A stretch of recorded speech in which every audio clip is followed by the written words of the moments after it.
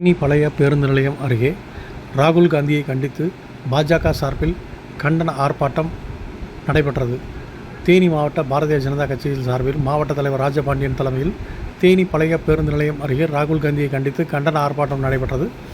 இந்த ஆர்ப்பாட்டத்திற்கு தேனி நகர தலைவர் ரவிக்குமார் வரவேற்புரையாற்ற முன்னாள் மாவட்ட தலைவரும் மாநில செயற்குழு உறுப்பினருமான பாண்டியன் முன்னிலை வகிக்க ராகுல் காந்தி பிரதமர் மோடியின் இல்லத்திற்கு சென்று முற்றுகையிட்டு போராட்டத்தில் ஈடுபட்டதோடு மாணவர்களை தூண்டும் வகையில் பிரச்சாரம் செய்து வருவதாகவும் அவரை உடனடியாக கைது செய்ய வேண்டும் என்று வலியுறுத்தியும் ராகுல் காந்தி மற்றும் பிரியங்கா காந்தி உள்ளிட்டோர் பதவி விலக வேண்டும் உள்ளிட்ட கோரிக்கைகளை வலியுறுத்தி கண்டன கோஷங்கள் எழுப்பி ஆர்ப்பாட்டம் நடைபெற்றது. இந்த ஆர்ப்பாட்டத்தில் ராகுல் காந்தியின் படத்தை கிழித்து கண்டனத்தை பதிவு செய்தனர். இதனால் அங்கு பாதுகாப்பு பணியில் ஈடுபட்டிருந்த போலீசாருக்கும் பாஜகவினருக்கும் இடையே சிறிது நேரம் சலசலப்பு ஏற்பட்டது.